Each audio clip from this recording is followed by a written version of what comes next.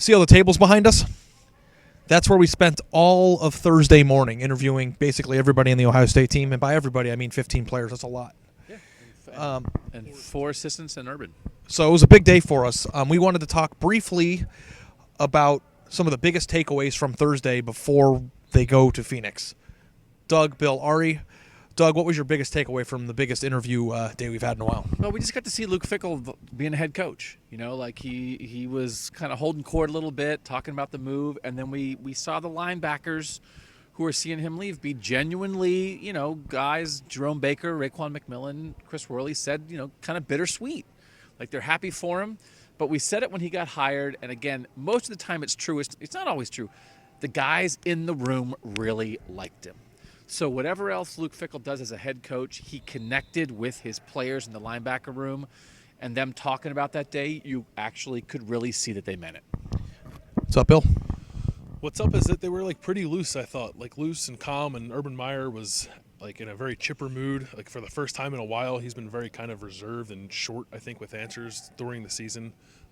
He seemed fine, and the two things I think that you would consider the problems for this team are throwing the ball and protecting the quarterback, and there's certainly issues, and they didn't shy away from them, but they were just sort of like, you know, we'll get it fixed. We know those problems exist. We stand by guys like JT and Isaiah Prince, guys who have had maybe not so great seasons or not so great games from time to time, but they seem very calm, not on edge, as the giant word edge is back there.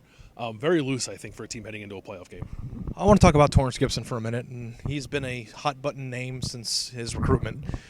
And it's kind of been confusing for some people because he had a letter of intent for junior college signed, and the junior college, which is a very long name, and I'm not going to try to pronounce it,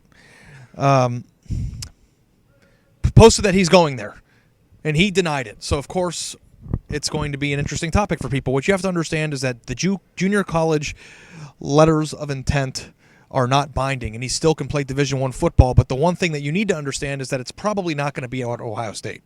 I think we can agree on that. What Urban Meyer said, he was very short about it on Thursday. He said it was a disappointment the way things turned out, and it seems like he might still be holding out at another Division I school based on whether or not he can get in because he's missed a quarter or semester of academics. But I think that it was pretty clear to me that he's done at Ohio State. Would you agree? It felt like goodbye. So that's the biggest takeaway from the Torrance Gibson situation. Thanks so much for watching. Stay tuned to follow our Cleveland.com coverage. Cleveland.com coverage. He's Doug. He's Bill. I'm Ari, and I can't close.